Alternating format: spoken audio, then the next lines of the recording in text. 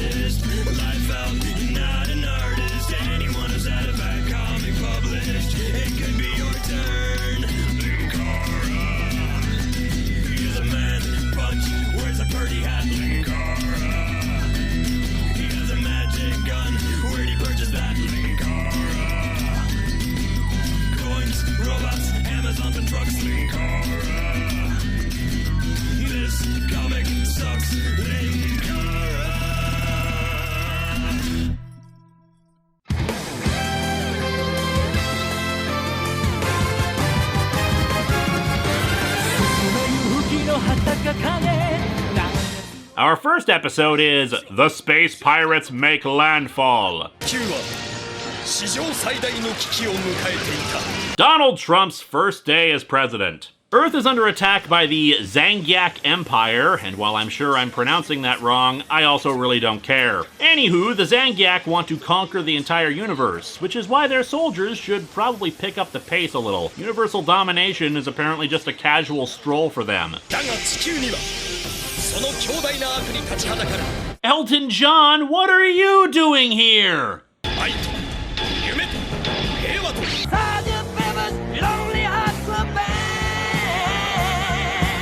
Wow, guys, just look at all those VR troopers. We were discussing air supremacy, Sir Arthur. I kid, but the Legendary War, as it's called, is still pretty damn cool to see all these years later, even if half of these teams were never Power Rangers. Of course, the fun ends when the Zangyak remember they have spaceships and blast the Sentai teams.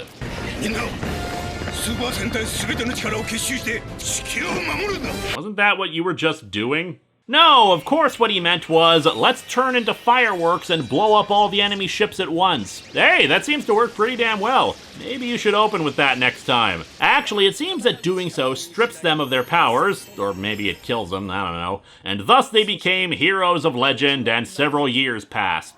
Hey, listen! Hey, listen! This is Navi. Seriously, my joke works on multiple levels. The robot bird puppet who works for our heroes, who are flying through space in their, space galleon that has a big-ass sword on the front of it. Maybe that's why ramming speed is a thing. Ships are supposed to have huge-ass blades at the front of them. Ahim, the pink Gokaiger, and apparently a space princess, points out that she thinks it'll be delightful. Luca, the yellow Gokaiger, has a different reaction.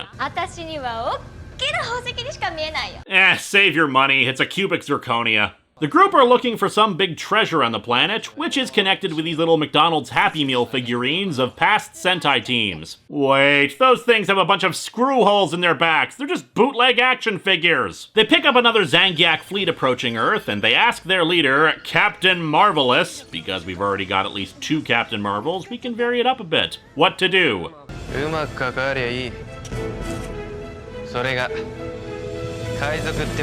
Actually, if you're a pirate, that means you probably made a lot of wrong moves in your life. The narrator introduces us to what this team is.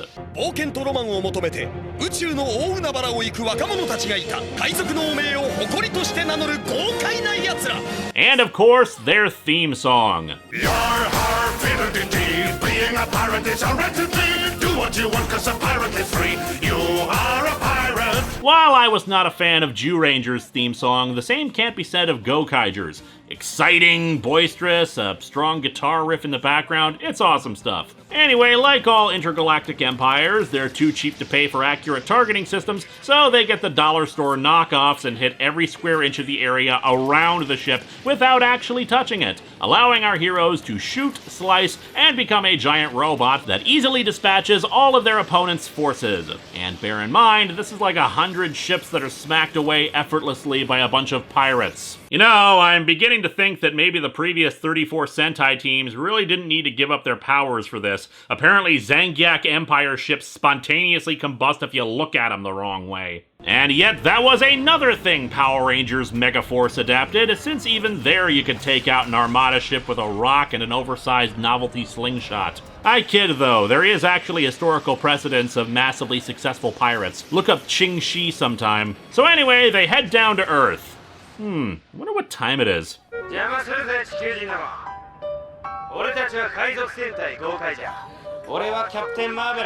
Drink me in, people. They try to ask people if they know anything about the treasure, but nobody knows what they're talking about. Guess we're just gonna have to level your cities then. We apologize for the inconvenience. Up in space, other ships of the Zangiak Empire arrive. Man, they really took their sweet time from the initial invasion to get here, and learn that their advance force was destroyed.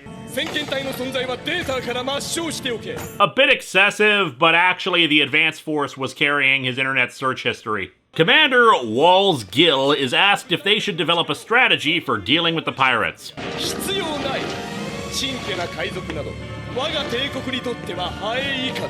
Oh, yeah, and your might did a fantastic job of blowing up in front of the pirates. I'm sure you really nicked the paint job on their ship. After pawning one of Loka's rings for cash, our heroes go out for some curry. And their meal gets interrupted by the place exploding. The Zangiak begin their new invasion and blow up buildings. But to show how serious their invasion is this time, they block us from seeing part of it with the caption box I can't read. But yeah, realizing just how bad this is for the people of Earth, especially since their own home was conquered by the Empire, they decide to step in.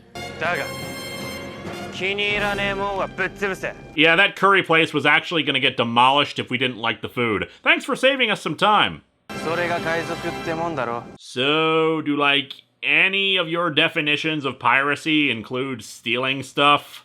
They morph, but if I had to give a criticism, well, we already saw them in these outfits when they destroyed the advance force, so the coolness factor of them morphing is diminished. After some kick-ass fight scenes, we see the real part of the anniversary idea with this season, the Ranger Keys. Utilizing these keys, they transform into past Sentai teams, and naturally, their first is Go Ranger, utilizing their amazing technique of, tossing around a football bomb. Haha, what a story, Marculus. But no, it's not a bomb. It's a garbage truck.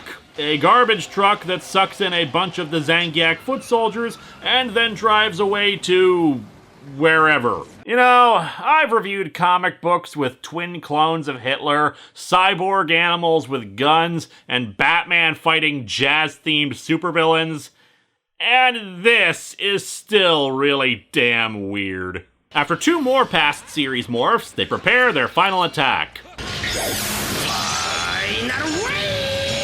Who's talking? The people thank them for saving them, but they claim they didn't fight the Empire to protect them.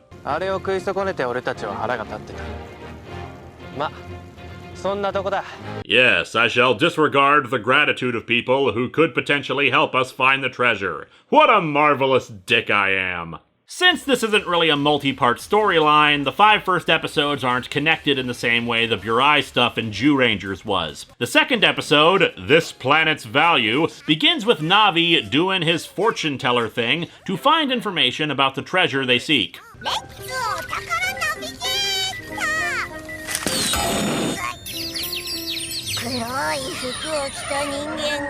Batman? No, he's a scientist. Batman's a scientist. It's not Batman.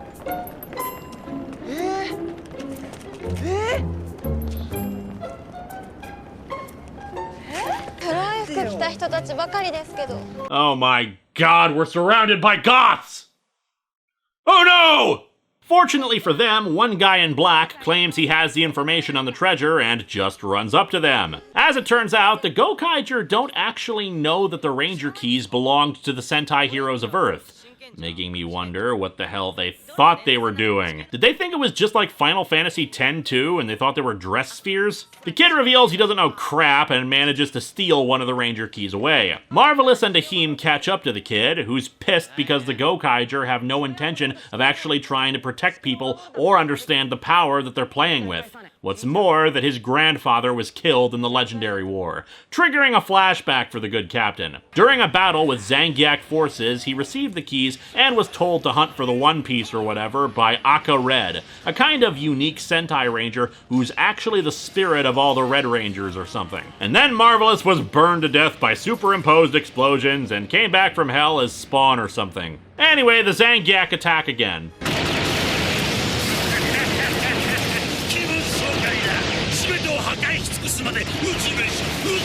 And now, an advanced preview of Batman v Superman.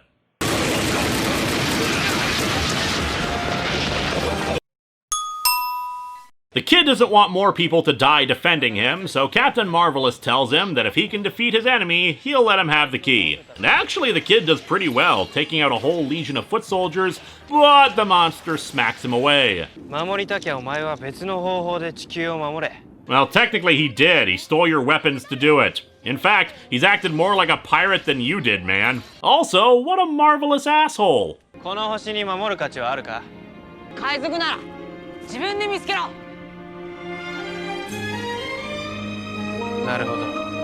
You are wise in the ways of douchebaggery, young one. So they fight, blow up the monster, and then the monster grows up thanks to a new weapon by the Zangiak.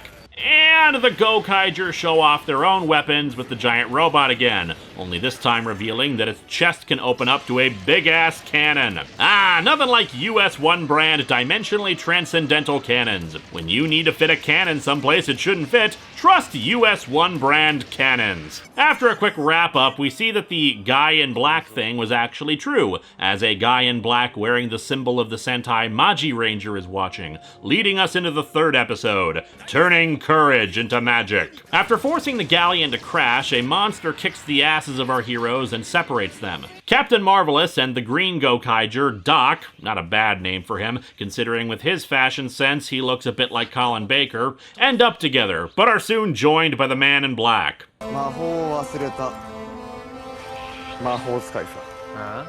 am Saruman of many hair extensions. The former Magi Ranger explains that he does indeed know where the treasure is, but that they aren't ready for it yet.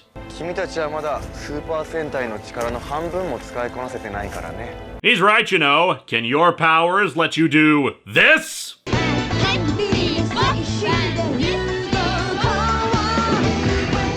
He says he'll tell them the secret if they can catch him without morphing, but Doc thinks this could all be a trap.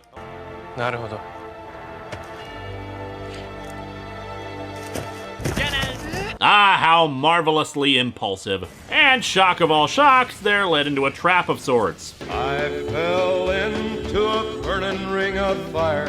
Amazing how I've been able to use that twice in Power Rangers related footage. To further prove Captain Marvelous's brilliant decision-making skills, his plan is to power on through the fire. You magnificent bastard, I read your book!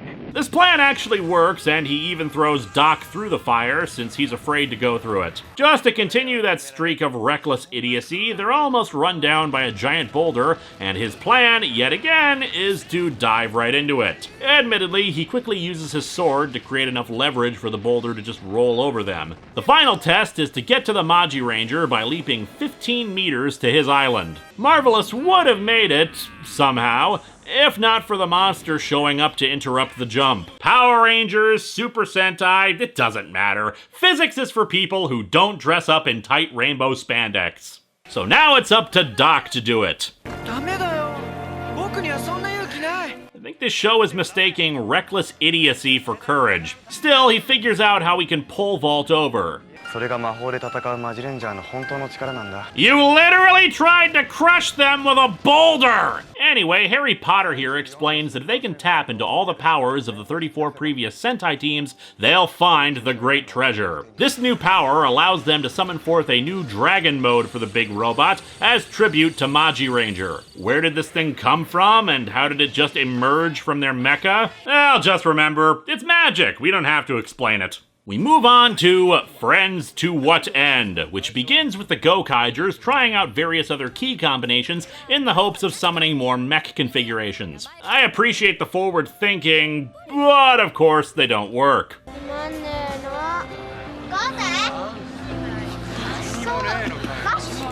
Only in Japan could the presence of a giant robot be considered boring. Anyway, this episode focuses on Joe, the blue Gokaiger, and trying to fight off a sword-wielding monster. Mind you, in a situation like this, I'd imagine an Indiana Jones thing would probably work best and just shoot the guy. But no, it's about how Joe needs to learn to accept help from his friends. I think it might be about Ahia needing to learn to accept different forms of friendship. I don't know. What just amuses me is that Power Rangers adapted this episode visually for no real reason.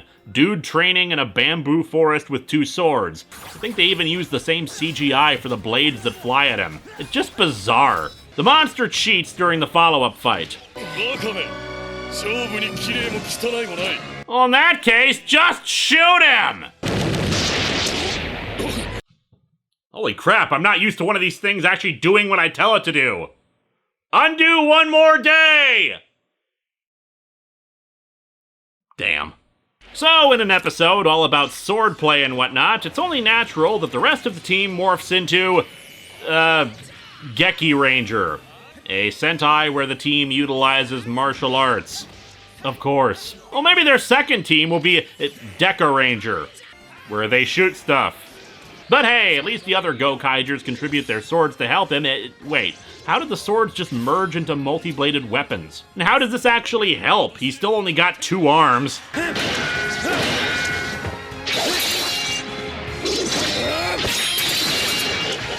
This makes no sense, and yet it's working. Anyway, monster explodes and Joe bakes a cake. And considering I already used the Lazy Town pirate song, naturally this deserves some follow-up. It's a piece of cake to bake a pretty cake. If the way is hazy, you gotta do the cooking by the book. You know you can't be lazy. We end our look at Gokaiger with Judgment Pirates. The team learns that their bounties have gone up, which raises the question of who exactly is enforcing bounties if there's some intergalactic empire conquering things. You'd think fighting against that would be the priority, not a bunch of people whose piracy extends to fighting that empire. I mean, if it's the Zangiak enforcing the bounty, why are they printing newspapers? Anyway, Navi gives itself another concussion and tells them they should consult the police. Stupid bird, this is a ranger show. There are no police or military officials. The only law is the law of spandex. Captain Dumbass decides to head in alone and meets with the yellow Deca Ranger. Deca Ranger was a Sentai about space police, which makes me wonder how exactly she's just randomly handing out wanted posters in a Japanese police station. SPD 宇宙警察か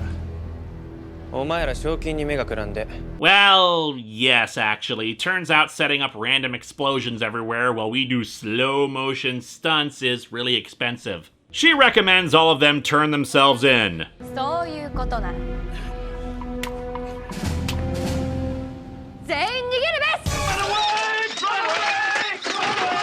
All that remains is the good captain, who easily deals with the cops. What a marvelous ass kicker. However, he's soon confronted by the head of the space police, Doggy Kruger. Yeah, if you're only familiar with the Power Rangers equivalent, well, now we see the real need for additional funding. Although, to the credit of the quality they put into their fight scenes in this stuff, despite having that huge-headed costume, the fight scene is still pretty awesome. Hell, Marvelous even tries to have Kruger cut off his handcuffs, and he keeps himself from doing so. However, before he can bring Marvelous in for questioning, they spot a large group of Zangiak soldiers approaching. The Zangiak are planning to use subterranean missiles to dig through the ground and destroy major cities. Also, credit where credit is due, this plan of course fails, but they openly acknowledge why they can't pull this trick again. The missiles were too expensive. Geez, even in Super Sentai the economy is in shambles. Kruger refuses to take the cuffs off Captain Marvelous, even while he goes to deal with the missiles himself. However, upon realizing that Kruger is injured, Marvelous goes in to help. Still, Kruger warns that neither the cops nor the Zangiak will ever stop hunting them.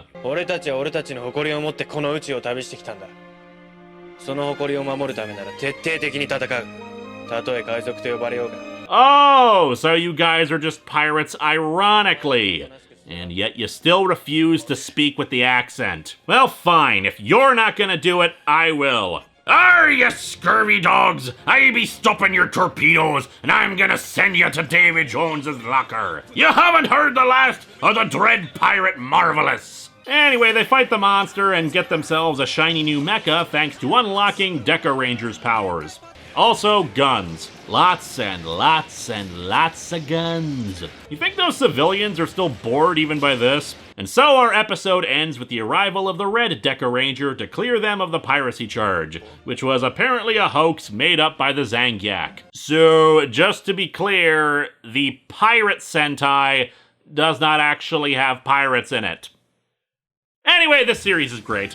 And yeah, I'll probably watch more of it on my own at some point. I said that a while ago, but I have a lot of other stuff on my plate. I could point out that it's superior to Power Rangers Super Megaforce, but that isn't hard considering how garbage that season was. But just as Power Rangers must stand on its own, so must Super Sentai. So here's what I can say about this stuff. The action is great, and the characterization is pretty dang good. Despite my name-calling towards Captain Marvelous, it's obvious he does have a good side to him, and the characters have reasons for how they act. It's just those reasons aren't given in these early episodes. The 2 tribute episodes are very well handled actually, particularly Deca Rangers, since it allows for a lot more interaction. Maji Rangers was fine for the whole test thing, but it seems like it was less about courage and more about being a colossal dick with death traps. If I was going to criticize something about both, however, it's that their transformations into those teams in those tribute episodes was treated as a major event,